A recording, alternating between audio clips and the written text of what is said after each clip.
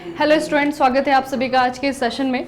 तो बच्चे आज हम क्या करने वाले हैं, पूरे हफ्ते भर की जो खबरें हमने पढ़ी हैं उसे रिवाइज करेंगे और कुछ जो खबरें रह गई हैं उसे यहाँ पे आज पढ़ेंगे। ठीक है, तो सबसे पहले जो प्रश्न है ये एक नई न्यूज़ के रूप में मैं आपको बता रही हूँ। महाराष्ट्र विशेष जन सुरक्षा विधेयक 2024 2024 के नाम से ये आपका विधेयक आया है।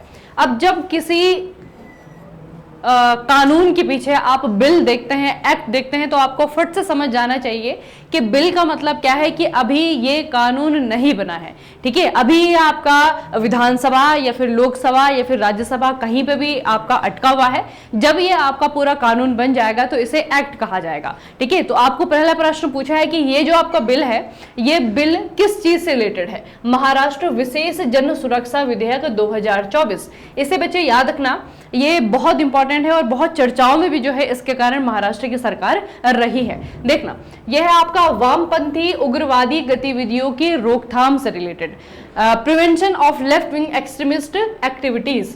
अब बेसिकली क्या है कि महाराष्ट्र सरकार ने ये जो special public service public security bill निकाला है, इसके पीछे रीजन ये है कि जो वामपंथ है, ठीक है, आपको पता है ना बच्चे कि राजनीति के हमारे देश में जो है आपके तीन छोर है ना। एक जो है आपका एक जो है आपका राइट विंग है, एक आपका लेफ्ट विंग है ना, जिसे हम जो है दक्षिणपंथी वामपंथी कहते हैं।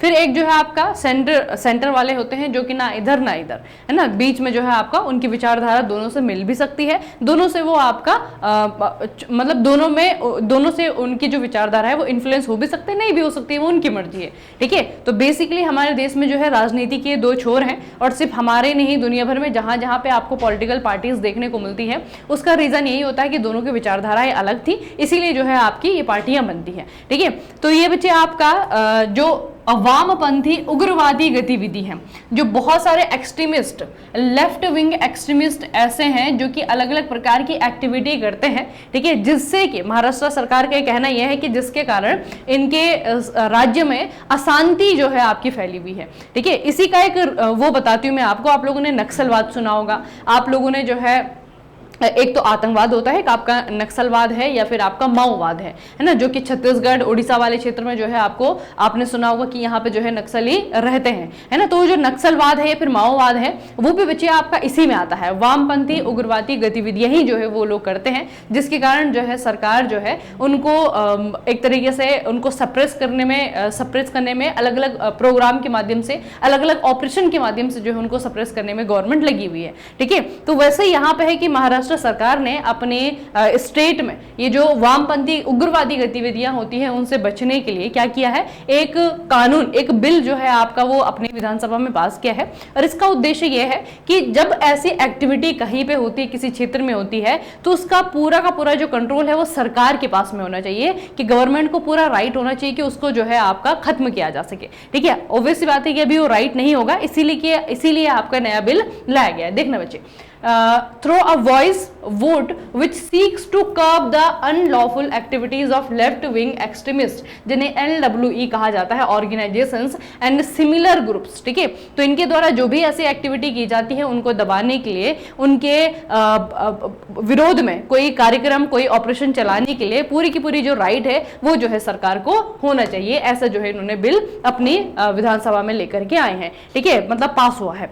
अब क्या है, आपको प्रश्न पूछा जाएगा कि महाराष्ट्र इस प्रकार का विधेयक लाने वाला हमारे देश का कौन सा राज्य है। तो आपको याद रखना है कि महाराष्ट्र इस प्रकार का कानून लाने वाला पांचवा स्टेट है। इससे पहले ये जो कानून है ये छत्तीसगढ़ की सरकार, तेलंगाना की सरकार, आंध्र प्रदेश की सरकार, उड़ीसा की सरकार ऑलरेडी पास कर चुकी है। तो महाराष्ट्र ऐसा करने वाला पांचवा स्टेट है।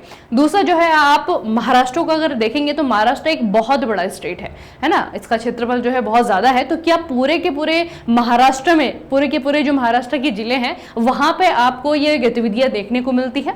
ऐसा नहीं है। महाराष्ट्र में दो क्षेत्र हैं जिनका आपको नाम याद रखना है, जहां पर कि इस प्रकार की एक्टिविटी रहती है, या फिर ये जो क्षेत्र है वो नक्सलवादी प्रभावित क्षेत्र है। ठीक है, कौन कौन से हैं? एक आपका बच्चे गढ़चिरौली है और एक आपका जो है गोंडिया है।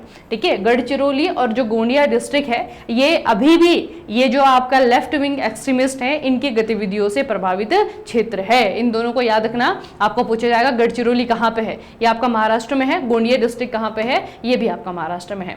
अगला है भारत किस साल ISSF जूनियर विश्व चैंपियनशिप राइफल पिस्टल शॉटगन इसकी मेजबानी करने वाला है। तो आने वाले साल जो है, आने वाले कुछ सालों में बचे आपका 2028 आएगा और 2028 में भारत के द्वारा इस वर्ल्ड चैंपियनशिप की मेजबानी की जाएगी 2028 में, ठीक है, according to the National Rifle Association of India. उसके अलावा ये जो आपका इवेंट है ना, ये वर्ल्ड कप जो बच्चे आपका शूटिंग का वर्ल्ड कप होगा 2027 का, उसी के साथ में जो है ये आपका आयोजित किया जाएगा, भारत के द्वारा इसकी मेजबानी की जा रही है। और अब आप जो है आने वाले समय में ऐसा देखेंगे कि जो आपके इंटरनेशनल लेवल की जो चैंपियनशिप है वो भारत में होंगे, ठीक है। तो एक भारत के लिए बहुत अच्छी ये आपकी न्यूज़ है कि 2028 का जो ये चैंपियनशिप है ये भारत के द्वारा होस्ट किया जाना है। Which festival has been officially declared as the state festival by the Maharashtra government in July 2025? जुलाई 2025 में इसमें से कौन सा त्योहार है जो कि महाराष्ट्र सरकार के द्वारा स्टेट फेस्टिवल के रूप में रिमार्क किया गया है, ठीक है। तो इनमें है आपका बच्चे सार्वजनिक गणेश उत्सव, ठीक है। आप लोगों ने बहुत सुना होगा, यहाँ पे जो है आपका गणेश उत्सव जब होता है, वैसे तो उत्तर भारत के बहुत सारे लोग जो है इसे सेलिब्रेट करते हैं, बहुत सारे स्टेट में मनाया जाता है, लेकिन महाराष्ट्र का जो गणेश उत्सव है उसका अपना ही आपका महत्व है ना, अलग महत्व है। तो अगर हम गणेश उत्सव की बात करें बच्चे, एक तो ये याद रखना है कि महाराष्ट्र सरकार ने जो है इसे स्टेट फेस्टिवल बना दिया है, इसकी डिक्लेरेशन की गई है। दूसरा, इसके बारे में थोड़ा सा हिस्टोरिक सिग्निफिकेंस इसका अगर हम देखेंगे तो ये जो है बाल गंगाधर तिलक के द्वारा स्टार्ट किया गया था और एक तरीके से अंग्रेजों के विरोध में जो है आपका ये स्टार्ट किया गया था। तो इसके पीछे रीजन क्या था? इसके पीछे रीजन ये था कि 1890 का जब दौर था 1890 में, तो ब्रिटिश जो है ब्रिटिशर्स के द्वारा कुछ ऐसी पॉलिसी बनाई गई थी कि उन्होंने कहा था कि कोई भी जो लोग हैं, है ना, मतलब कि जो इंडियंस हैं, इंडियंस जो है पॉलिटिकल गैदरिंग नहीं करेंगे। पॉलिटिकल गैदरिंग मतलब कि राजनीतिक आधार पे जो है लोग इकट्ठा नहीं होंगे। ऑब्वियस सी बात है कि अगर लोग इकट्ठा होते हैं तो फिर क्या होता है, वो अंग्रेजों के विरोध में जो है आपका बातें करेंगे, संगठन बनाएंगे, उनके खिलाफ जो है वो पॉलिसीज बनाएंगे, ठीक है। तो 1890 के दौर में अंग्रेजों ने क्या किया था, जो पब्लिक पॉलिटिकल गैदरिंग है उनको बैन कर दिया था, ठीक है। उस समय जो है आपके महाराष्ट्र से एक लीडर आए, बाल गंगाधर तिलक, आप लोगों ने नाम सुना होगा। तो बाल गंगाधर तिलक के द्वारा क्या किया गया, जो गणेश उत्सव है, ठीक है, गणेश उत्सव है, उसका पोटेंशियल देखते हुए, क्योंकि गणेश उत्सव जो है आपका बेसिकली बच्चे महाराष्ट्र का एक बहुत ही लोकप्रिय त्योहार भी है, ठीक है। तो इसको जो है सार्वजनिक रूप से मनाए जाने का, अब इससे पहले जो गणेश उत्सव था वो कैसे सेलिब्रेट होता था, आपका हर घर में जो है आपके गणेश जी आते हैं, उसके बाद में उनको कुछ दिनों तक रखा जाता है, फिर जब उनका समय हो जाता है जाने का तो उनको फिर आपका दरिया में या फिर समुद्र में बहा दिया जाता है, उनके स्टेचू को, है ना। तो इसी जो ये गणेश उत्सव जब आपके जाते हैं गणेश को लेकर के, जब दरिया में बहाने के लिए, समुद्र में बहाने के लिए, तो उस समय जो है आपका एक झांकी निकलती है ना, इसे कहा जाता है आपका सार्वजनिक गणेश उत्सव, ठीक है। तो ये जो सार्वजनिक गणेश उत्सव है ये मनाया जाना जो है तिलक के द्वारा शुरू किया गया था और इन्होंने सबसे पहले जो फर्स्ट पब्लिक गणेश मंडल था ये उन्होंने बच्चे पुणे में स्टार्ट किया था 1893 में, ठीक है, 1893 में। मतलब ये बेसिकली क्या है कि उन्होंने पॉलिटिकल गैदरिंग बंद करा दी, तो उन्होंने जो है अपने संस्कृति या फिर अपने त्योहार को जो है आपका उन्होंने एक हथियार के रूप में इस्तेमाल किया कि अगर तुम इस तरीके से हमें बैन कर दोगे साथ में एकजुट होने से, तो हम इस तरीके से जो है एकजुट हो जाएंगे, ठीक है। तो याद रखना बच्चे कि इसकी शुरुआत कैसे हुई थी और अभी सार्वजनिक गणेश उत्सव को महाराष्ट्र सरकार के द्वारा स्टेट फेस्टिवल के रूप में सेलिब्रेट किया जाएगा।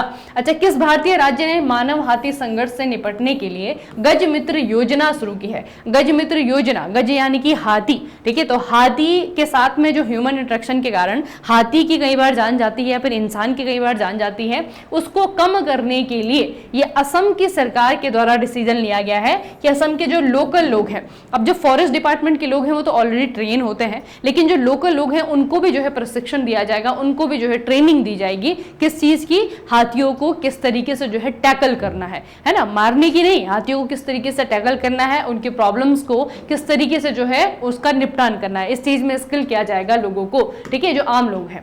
अगला, किस भारतीय राज्य ने साधुओं का वेश धारण करने वाले ढोंगियों पर नकेल कसने के लिए ऑपरेशन कालनेमी शुरू किया है? वेरी वेरी इंपॉर्टेंट बच्चे, ऑपरेशन कालनेमी एक स्टेट है हमारा उत्तराखंड, ठीक है, यहाँ पर आप सभी को पता है कि तीर्थ यात्राओं का समय चल रहा है आजकल, क्योंकि यहाँ पे जो धार्मिक स्थल हैं, जो आपके स्थल हैं, जैसे केदारनाथ हो गया, बद्रीनाथ हो गया, गंगोत्री हो गया, यमुनोत्री हो गया, अभी समय जो है आपका यहाँ पे कपाट खुले हुए हैं। तो बहुत सारे तीर्थयात्री पूरे भारतवर्ष से जो है आपका यहाँ पे आते हैं, है ना, इस वाले सीजन में। तो जब इस तरीके की यात्राएं यहाँ पे होती हैं, मतलब कि धार्मिक यात्राएं होती हैं, तो उस दौरान जो है बहुत सारे लोग अपना जो काम धाम छोड़ करके साधु बन जाते हैं, है ना, क्योंकि इस काम में जो है उनको लगता है ज़्यादा पोटेंशियल है, ज़्यादा पैसा यहाँ पे आएगा।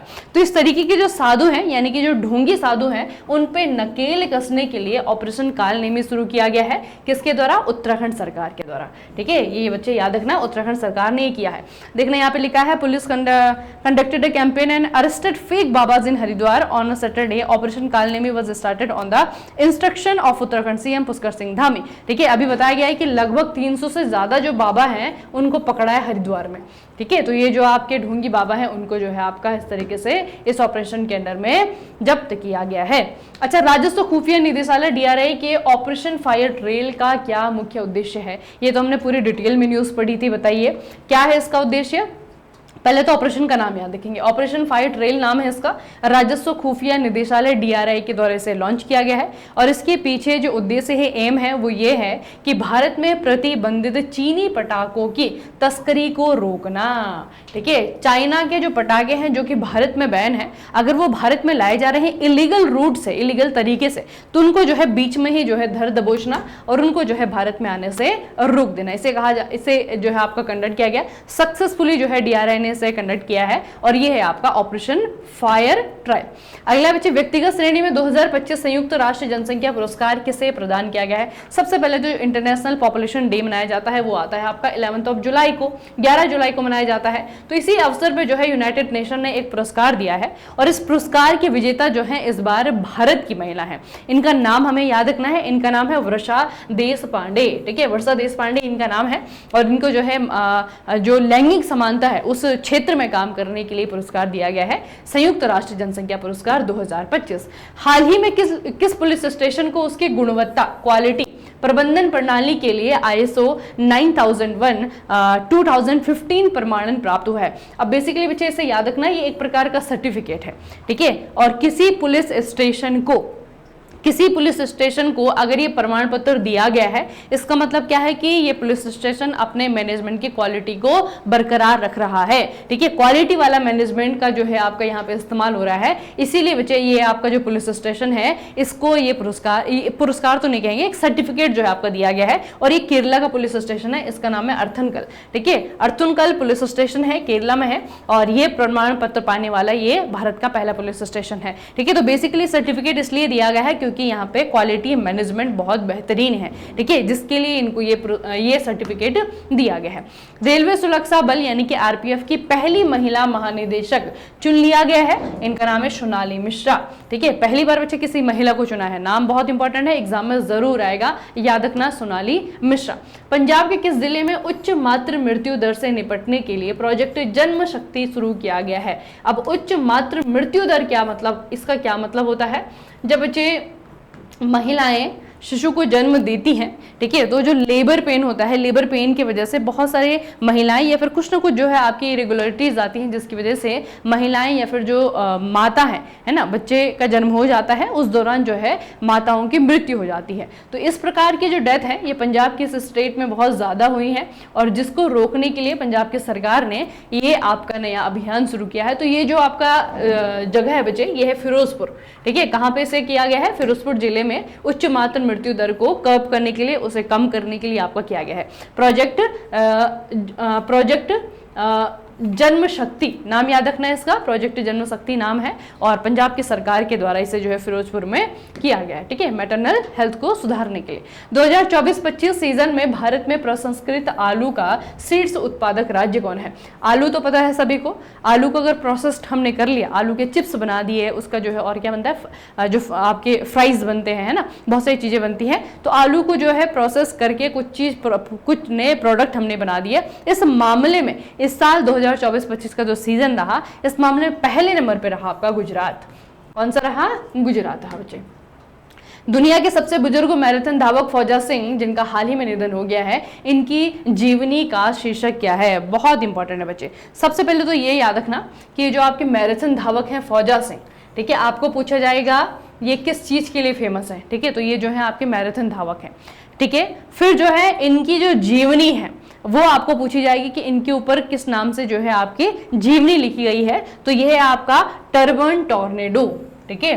टर्बन टॉर्नेडो बच्चे इन्हें कहा भी जाता है, इनका निक नेम है आपका, जैसे हम मिल्खा सिंह को कहते हैं ना फ्लाइंग सिख, ठीक है, उसी तरीके से जो आपके फौजा सिंह हैं उनको कहा जाता था टर्बन टॉर्नेडो, ठीक है। और ये जो है आपके एक एथलीट हैं, इनका हाल ही में जो है आपका 114 साल की उम्र में इनका देहांत हुआ है, ठीक है, याद रखना बच्चे।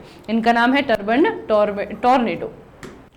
अगला है निम्नलिखित में से किस गांव को आधिकारिक तौर पर भारत का पहला डिजिटल खानाबदोश गांव घोषित किया गया है? ये गांव बच्चे आपका, एक तो आपको ये याद रखना है कि इंडिया का पहला डिजिटल नोमेड विलेज है, ठीक है, इसका नाम याद रखेंगे, फिर आपका इसका स्टेट याद रखेंगे, तो याकटेन है, या आपका सिक्किम है, ठीक है, याकटेन नाम का विलेज है सिक्किम में। अगला है किस वैधानिक निकाय ने उभरते संस्थानों में विश्व स्तरीय अनुसंधान और नवाचार बढ़ावा देने के उद्देश्य से प्रधानमंत्री प्रोफेसर सिप पहल की घोषणा की है? अब ये जो आपकी स्कीम है, पहले हम यही याद रखेंगे कि किस चीज के लिए है, ठीक है, तो प्रश्न में आपका लिखा हुआ है कि ये प्रोफेसर्स को दी जाने वाली क्या है, एक तरीके की जैसे आपकी बच्चे जब भी आप स्टूडेंट को देखते होंगे उनको जो है बहुत सारी जो है आप किस तरीके से वो स्कॉलरशिप दी जाती है, तो उसी तरीके से जो प्रोफेसर्स हैं जो अभी जो है यूनिवर्सिटीज़ में पढ़ा रहे हैं, रिसर्च का काम कर रहे हैं, तो उनकी रिसर्च को करने के लिए पैसे की ज़रूरत होती है। अपनी सैलरी से कौन ही कर सकता है ना, अपने खर्चे कंप्लीट नहीं होते हैं, तो प्रोफेसर्स को R&D करने के लिए एक स्कॉलरशिप दी जाएगी, एक अमाउंट दिया जाएगा, फाइनेंशियली उनको हेल्प किया जाएगा। इस योजना का नाम है आपका प्रधानमंत्री प्रोफेसरशिप पहल इनिशिएटिव। तो इनिशिएटिव जो है आपका किसके द्वारा शुरू किया गया है? अनुसंधान राष्ट्रीय अनुसंधान प्रतिष्ठान, ठीक है, नाम याद रखना, ANRF के द्वारा इसे शुरू किया गया है इस पहल को, और इसके तहत क्या किया जाएगा? प्रोफेसर्स को एक अमाउंट दिया जाएगा। Each selected PM professor will receive a generous annual fellowship of 30 lakh, ठीक है, जो भी प्रोफेसर को इस चीज के लिए चुना गया होगा, जो भी आपका सिलेक्टेड प्रोफेसर होगा, उसको जो है आपका 30 लाख रुपए दिया जाएगा एनुअल फेलोशिप के रूप में, along with 24 lakh in research grant, ठीक है, और रिसर्च ग्रांट के लिए जो है उसको अलग से 24 लाख का जो है आपका ग्रांट दिया जाएगा, ठीक है। तो याद रखना बच्चे कि इतना पैसा दिया जा रहा है, और बेसिकली ये आपका किस चीज के लिए है? ये है आपका R&D के लिए, ठीक है, रिसर्च एंड डेवलपमेंट सेक्टर में काम करने के लिए, रिसर्च करने के लिए इन प्रोफेसर्स को जो है आपका ये पैसा दिया जाएगा, फाइनेंशियली हेल्प की जाएगी, और पहले प्रोफेसर्स को आपका सिलेक्ट किया जाएगा, ठीक है। तो वो PM प्रोफेसर कहलाएंगे, और उनको जो आपके जिस स्कीम के तहत उनको पैसा दिया जा रहा है, इस स्कीम को कहा जाएगा आपका PM प्रोफेसरशिप इनिशिएटिव। अगला, हाल ही में किस नगर निकाय ने AI आधारित एकीकृत यातायात प्रबंधन प्रणाली RTMS प्रोजेक्ट सारथी लॉन्च किया है? आपको स्कीम का नाम याद रखना है,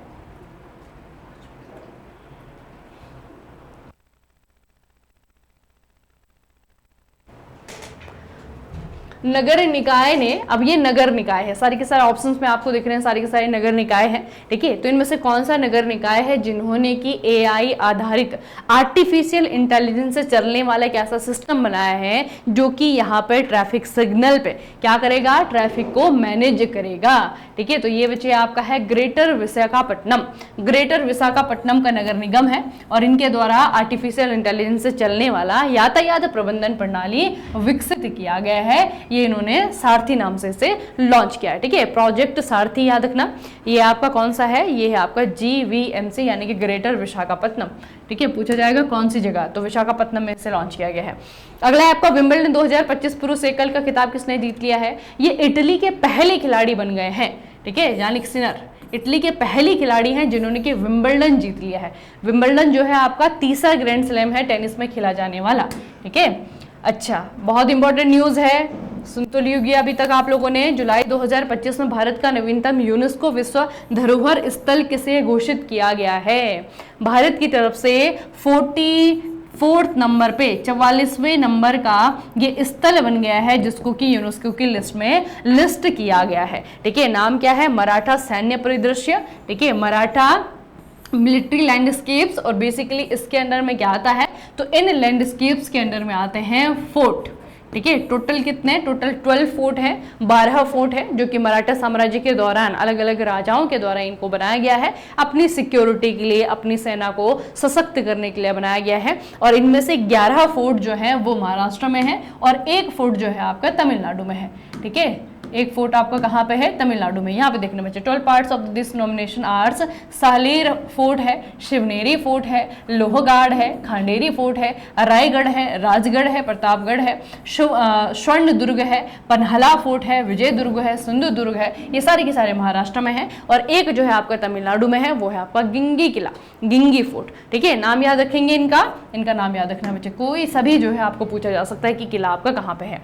अच्छा, विंबलडन 2025 मेंस के तो हमने याद कर लिया, यानिक सिनर है, इटली के पहले खिलाड़ी हैं जीतने वाले। और ये जो महिला है जिन्होंने महिला एकल का खिताब जीता है, ये भी जो है इन्होंने अपने कैरियर का पहला विंबलडन जीता है, नाम है इगा स्वाइटेक। ठीक है, पोलैंड की खिलाड़ी हैं इगा।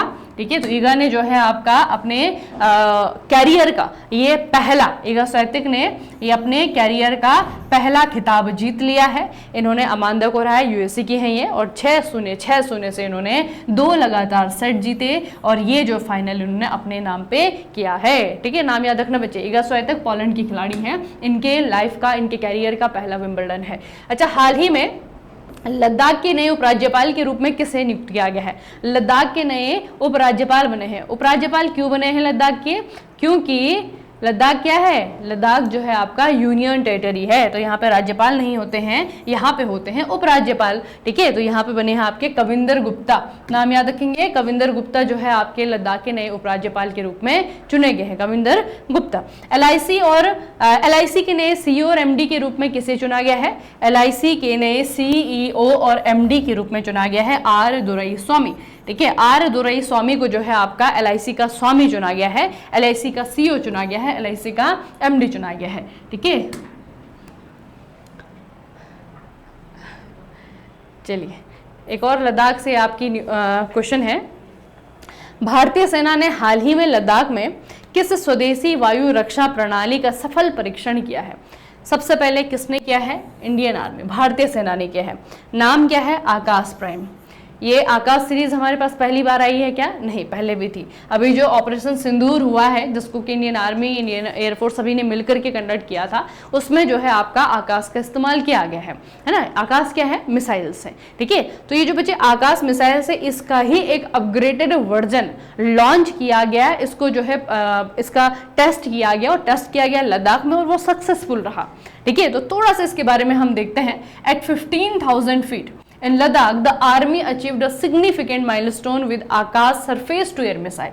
ठीक है, surface to air missile, the new variant of this system Akash Prime scored 2 confirmed kills during a test run. ठीक है, 2 जो है इसने जहाज या फिर ड्रोन जो है मार करके गिराए हैं। तो बेसिकली बच्चे ये आपका एक डिफेंस सिस्टम है, ये उड़ाने के लिए नहीं, मारने के लिए नहीं किसी को। अगर किसी का ड्रोन आता है हमारे क्षेत्र में, कोई हम पे मिसाइल दागता है, तो उसको जो है आपका हवा में ही खत्म करने के लिए है। ठीक है, तो इसे याद रखना, आकाश प्राइम नाम है इसका। Akash prime is a new variant of the Akash mark 1 and mark 1S। ठीक है, तो इसका जो है आपका नया वेरिएंट है।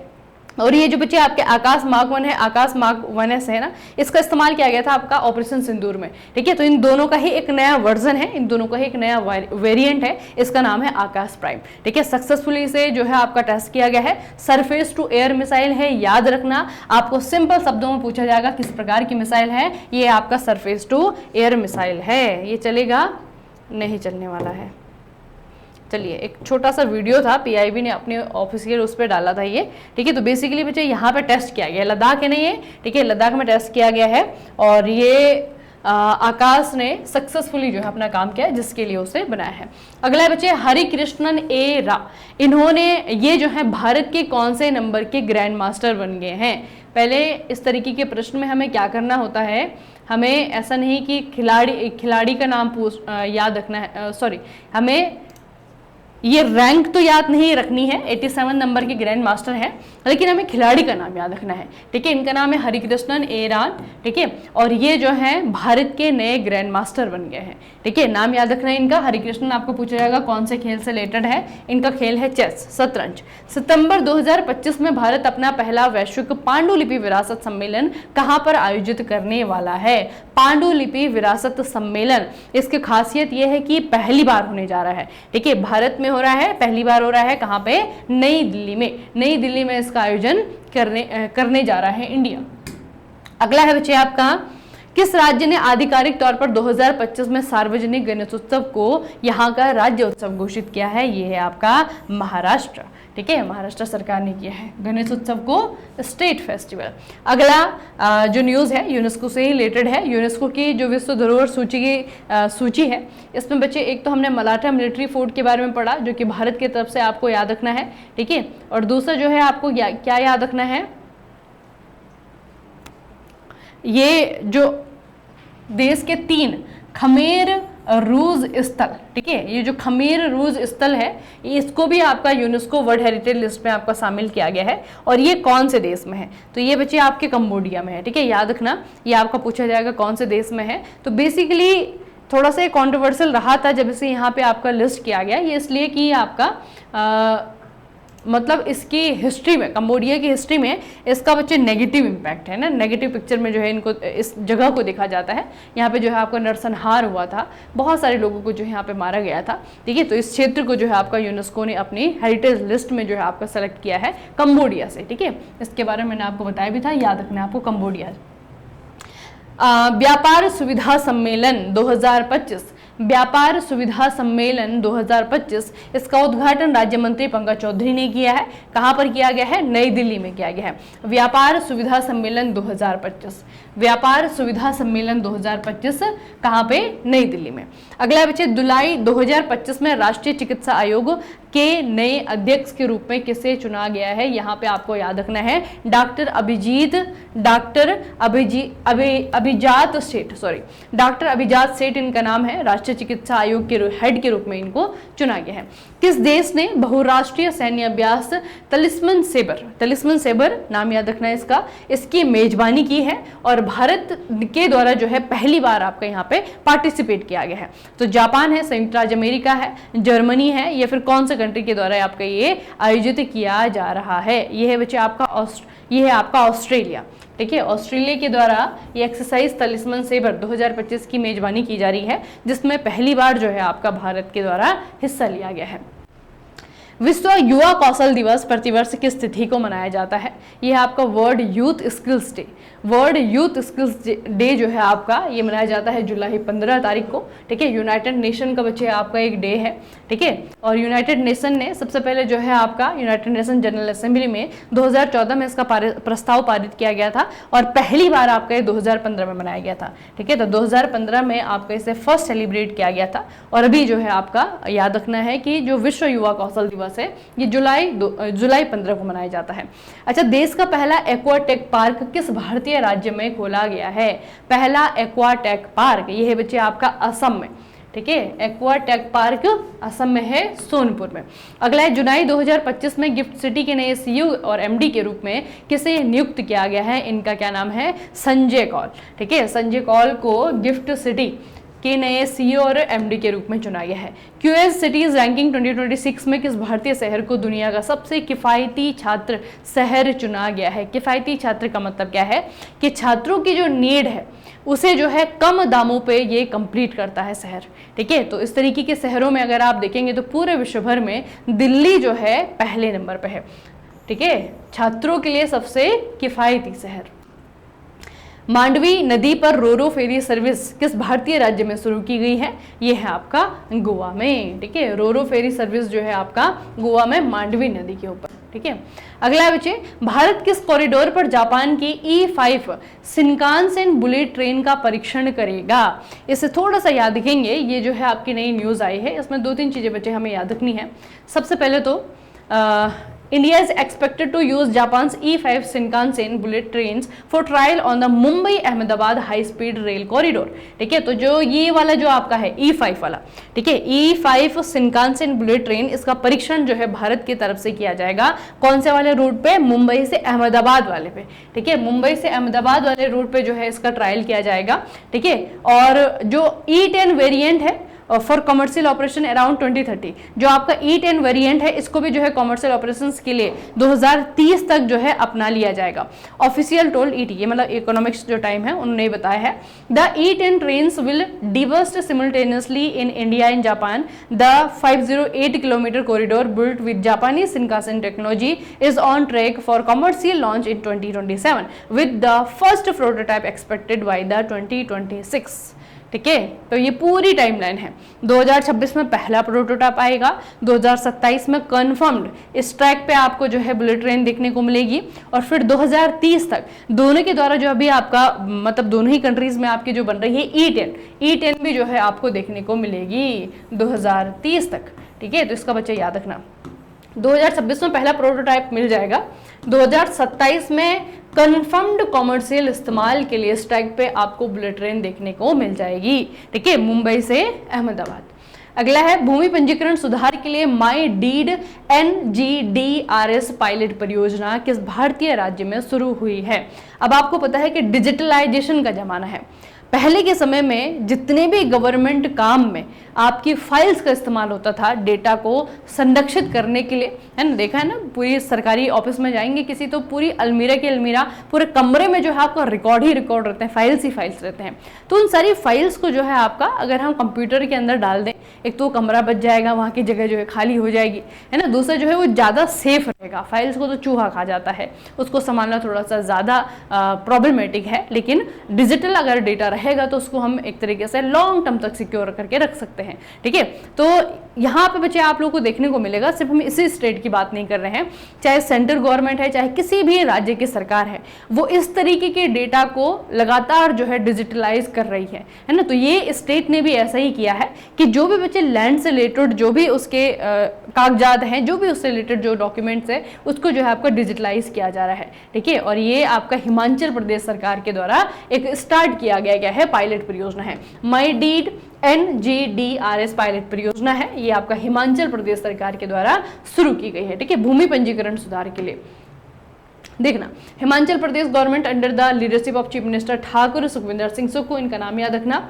इनके द्वारा launch the series of digital reform in the revenue sector spreadsheet by the my deed NGDRS pilot project aimed at modernising the land registration process. This initiative is designed to reduce physical visit, enhance service delivery and promote transparency in the land related matters. ठीक है, तो भूमि से related जितने भी आपके विवाद हैं, कोई भी आपका मसला है, उसमें ट्रांसपेरेंसी लाने के लिए जो फिजिकल विजिट है लोगों का, है ना, बार बार जाना पड़ता है, उसको जो है कम करने के लिए ये आपका जो एक मॉडर्नाइजेशन है इन लैंड रिकॉर्ड का, वो अपनाया जा रहा है। इसके तहत जो है जितना भी बच्चे आपका लैंड रिकॉर्ड है वो सारा का सारा आपका डिजिटलाइज किया जाएगा। ठीक है, और इसके लिए आपका पायलट परियोजना स्टार्ट की गई है HP सरकार के द्वारा।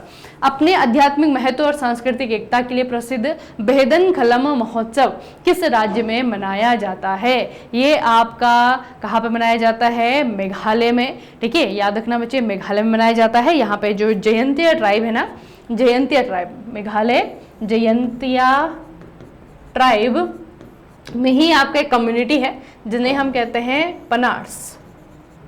ठीक है, पनार्स कहते हैं, उनके द्वारा सेलिब्रेट किया जाता है। ठीक है, तो याद रखना बच्चे, आपका ये मेघालय में मनाया जाने वाला त्यौहार है।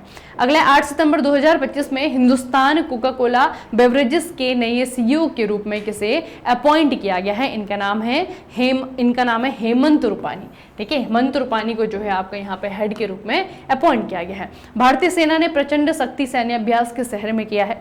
ये किसी और कंट्री के साथ में नहीं था, सिर्फ जो है आपका इंडियन आर्मी के द्वारा से कंडक्ट किया गया, और ये आपका किया गया आपका मेरठ में। मेरठ यानी कि यूपी में, उत्तर प्रदेश में इंडियन आर्मी के द्वारा इसे कंडक्ट किया गया है। ठीक है, इतना बच्चे हमें याद रखना है, मेरठ यूपी में। अगला जो प्रश्न है, किस संस्थान ने भारत का सबसे हल्का active wheel chair YD YD1 विकसित किया है। इसका नाम याद रखेंगे, ये है आपका YD1।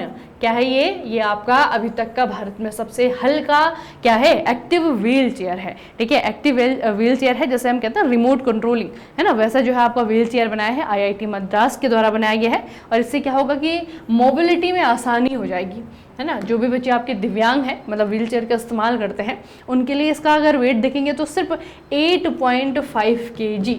ठीक है, इतना हल्का बच्चे इन्होंने इसे बना दिया है। ठीक है, और इससे जो दिव्यांग जन है उनको जो है आपका जो डिसेबिलिटी के साथ रह रहे हैं उनको जो है आपका मोबिलिटी, उनकी जो आवाजाही एक जगह से दूसरी जगह, वो जो है आपका बहुत आसान हो जाएगा। तो IIT मद्रास के द्वारा ये काम किया गया है और इन्होंने इसका नाम रखा है YD1।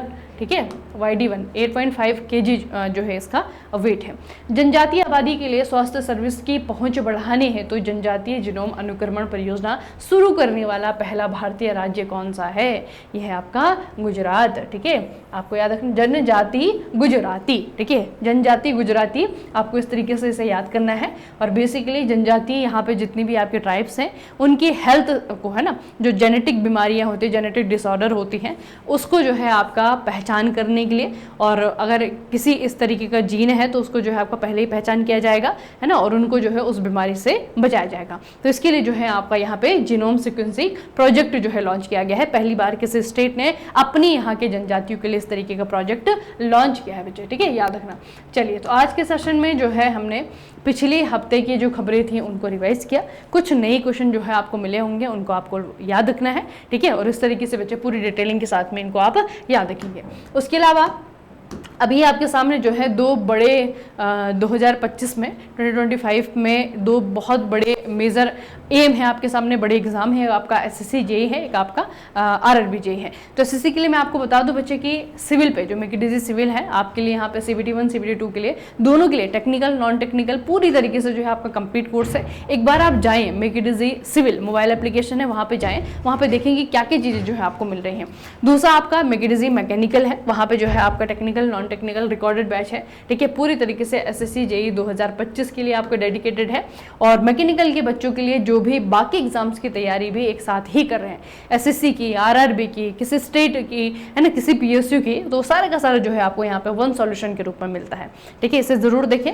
और SSC की तैयारी बच्चे अगर आप लोग कर रहे हैं तो हमारे जो मोबाइल एप्लीकेशन है मेकिडिजी मैकेनिकल, वहाँ पे जो है ई-बुक आपको मिलेगी, जिसमें कि SSC JEE के जो पिछले 10 सालों का डेटा है ना, सब्जेक्ट वाइज जो है वहाँ पे आपको PYQ मिलेंगे।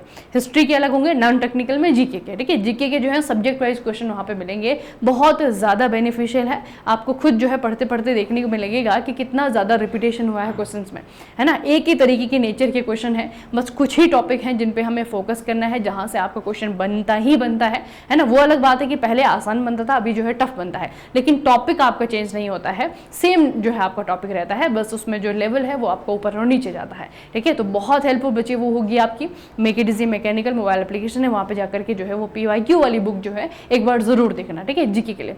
और 2024 का अपडेटेड डेटा भी उसमें है, साथ में जिन क्वेश्चंस में आपकी थोड़ी सी आपको बताने की ज़रूरत है, जहाँ पे आपको थोड़ा सा कुछ समझाने की ज़रूरत है, तो वहाँ पे जो है उसके डिस्क्रिप्शन के साथ में जो है आपको देखने को मिलता है। ठीक है, तो चलिए आज का सेशन यहीं पे समाप्त करेंगे, मिलेंगे फिर सोमवार को नए सेशन के साथ में, नई खबरों के साथ में। तब तक के लिए पढ़ते रहिए, बढ़ते रहिए, अपना खूब सारा ख्याल रखिएगा। आप सभी का बहुत बहुत धन्यवाद।